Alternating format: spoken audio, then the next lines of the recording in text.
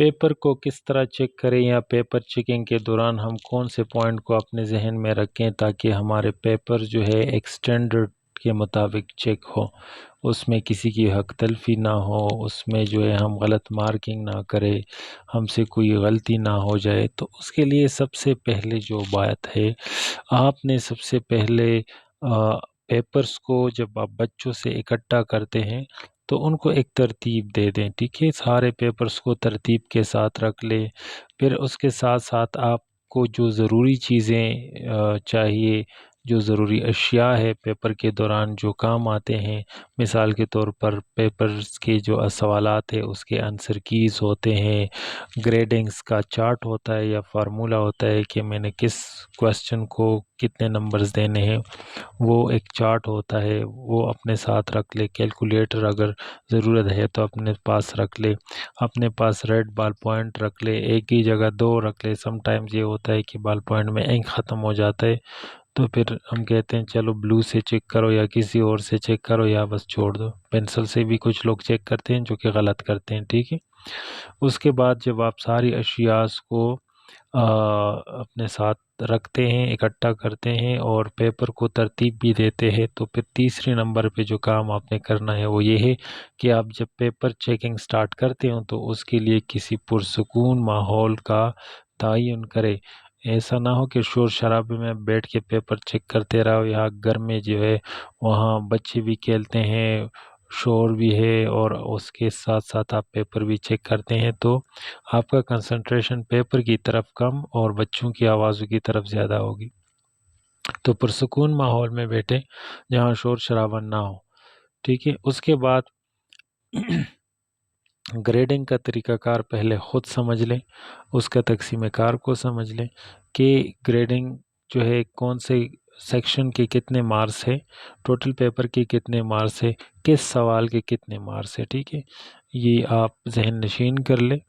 Answer keys جو آپ کے پاس ہے اس کی ریویو کر لے، اس کو اچھی طرح دیکھ لے، سمجھ لے کہ کون سا صحیح جواب ہے اور کون سا غلط جواب ہے، ٹھیک ہے۔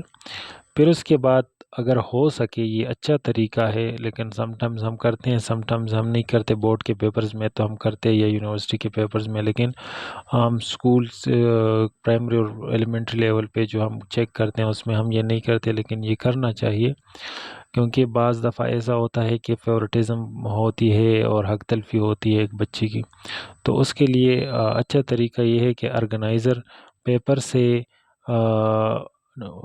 ان کا بچوں کا نام، بچوں کا رول نمبر اور ان کا جو اگر کوئی آئیڈینٹیفیکیشن مارک ہے اس پہ تو وہ والا حصہ کاٹ دے اور پیپر کو کوڈز دیا جائے، مخصوص کوڈ دیں پیپرز کو۔ اس کے بعد آپ چیکر کو پیپر دے دیں، تو جب چیکر پیپر چیک کرے گا تو اس کو کچھ پتہ نہیں چلے گا کہ یہ کس کا پیپر ہے، یہ امیر کا بچہ ہے، یہ غریب کا بچہ ہے، یہ میرے دوست کا بچہ ہے، یہ میرے رشتہ دار کا پیپر ہے، کس کا ہے۔ وہ سارے پیپرز کو ایک ہی سٹینڈرڈ کے تھرو وہ چیک کریں گے، وہ اس میں فرق نہیں کریں گے، ٹھیک ہے۔ اس کے بعد آپ ایک پرچہ اٹھائیں، اس کا مطالعہ کریں، اس کو بغور دیکھیں اور ایک ایک پیپر کو اسی طرح غور سے دیکھیں، سمجھیں، اس کو پڑھ کے اس کی مارکنگ شروع کریں۔ مارکنگ آپ نے ریڈ پین سے کرنی ہے۔ پیپر کو چیکنگ کے دوران آپ پیپر کی ہیڈنگ دیکھیں، بچے کی خوش خطی دیکھیں، اس کی مارجن لائنز کو دیکھیں، اس کی آپ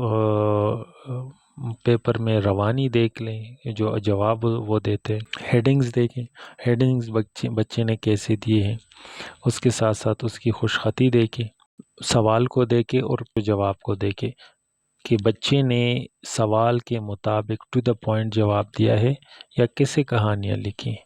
تو جو اگر کسی بچے نے ٹو دا پوائنٹ جواب لکھا ہے تو اس کو اپریشیٹ کریں، اس کو مارکس دے دیں۔ غلط جواب کی گرد آپ نے دائرہ لگانا ہے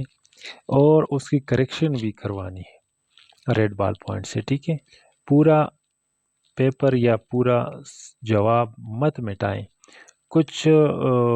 چیکرز ایسے کرتے ہیں کہ بچے نے اگر 80% ٹھیک لکھا ہے، 20% غلط لکھا ہے تو وہ پورے آنسر کو کراس کر دیتے ہیں، جس سے بچہ ڈسکرج ہو جاتا ہے اور اس کی حق تلفی بھی ہوتی ہے، تو وہ نہ کریں۔ اگر جواب آدھا لکھا ہے تو آدھے نمبر دے دیں، اگر فل لکھا ہے تو فل نمبر دے دیں، ٹھیک ہے۔ اگر خوش خطی زیادہ ہے تو آپ ایک دو نمبر زیادہ دے سکتے ہیں خوش خطی کے۔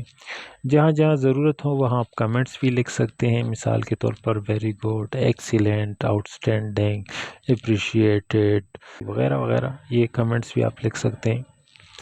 جواب کی ترتیب کو دیکھیں، جواب کی لکھنے کا انداز، روانی دیکھ لیں اس میں کتنی ہے۔ اگر انگلش اور اردو کا پیپر ہے تو آپ گرامر کو دیکھیں کہ گرامر کے لحاظ سے یہ سینٹنسز اس نے ٹھیک لکھے ہیں کہ نہیں، گرامیٹیکل مسٹیکس اگر ہے تو اس کو ہائی لائٹ کیا جائے، اس کی کریکشن کی جائے۔ اچھا، اگر آپ پیپر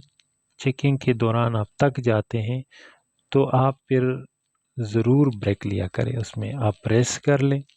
اور جب آپ ریلیکس ہوتے ہیں تو اس کے بعد آپ ری سٹارٹ کر لیں پیپر چیکنگ۔ ایسا نہ کرے کہ بس میں نے تو یہ سارے پیپرز ختم کرنے ہیں، اس کو سر پہ نہ چڑھائے اس کام کو۔ اگر آپ اس کو سر پہ چڑھاتے ہیں، اس سے جان چھڑانے کی کوشش کرتے ہیں، تو پھر آپ کی چھوٹی سی غلطی کی وجہ سے آپ ایک بچے کی حق تلفی کرتے ہیں، جو کہ غلط بات ہے۔ یہ بہت بڑا ٹرسٹ ہوتا ہے کہ ہم پہ کوئی کرتا ہے اور ہمیں کوئی اپنے پیپرز دیتا ہے کہ ہمارے بچوں کے پیپرز چیک کرو اور ان بچوں کا آپ فیصلہ کرے کہ یہ بچے کس قابل ہیں۔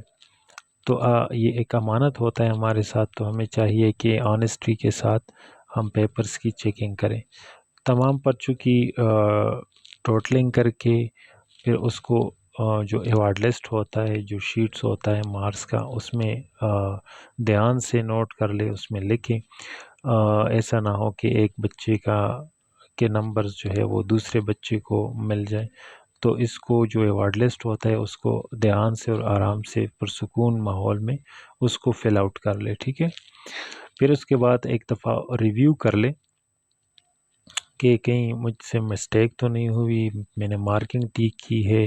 میں نے ایوارڈ لسٹ صحیح فل کیا ہے۔ اس کے بعد آپ ری چیکنگ کے لیے کسی دوسرے ساتھی یا دوسرے ٹیچرز کو وہ پیپر دے دیں، وہ ری چیک کر لیں گے۔ ری چیکنگ جو ہے وہ گرین پین سے کرے گا، گرین بال پوائنٹ سے کرے گا یا پوائنٹر سے کرے گا، ٹھیک ہے۔ اگر کہیں نہ کہیں چیکر سے کوئی مسٹیک ہوئی ہے، کوئی کریکشن کی ضرورت ہے، تو وہ ری چیکر جو ہوتا ہے، جو ری چیکنگ کرتا ہے، اس کو گرین پین سے ہائی لائٹ کر کے اس کو بتا دے گا کہ یہاں آپ نے یہ چیز چھوڑی تھی یا یہ چیز زیادہ تھی یا یہ کم تھی، ٹھیک ہے۔ تو اس کی کریکشن کرنے کے بعد پیپر جو ہے وہ سارے آپ آرگنائزر کے حوالے کر دیں، ٹھیک ہے۔ آرگنائزر جو ہے وہ پھر اس کا فائنل ریزلٹ جو ہے وہ کمپیوٹر پہ بناتا ہے، وہ سافٹ ویئر میں بناتا ہے، جو بھی ہے وہ کر لے گا۔ تو یہ کچھ پوائنٹس تھی پیپر چیکنگ کے لیے، اس کا خاص خیال رکھیے، تو انشاءاللہ کسی بچے کے ساتھ زیادتی نہیں ہوگی، ہر بچے کو اپنا حق ملے گا، اور جو ہماری ذمہ داری ہوتی ہے تو ہماری ذمہ داری بھی احسن طریقے سے نبھائی جائے گی انشاءاللہ۔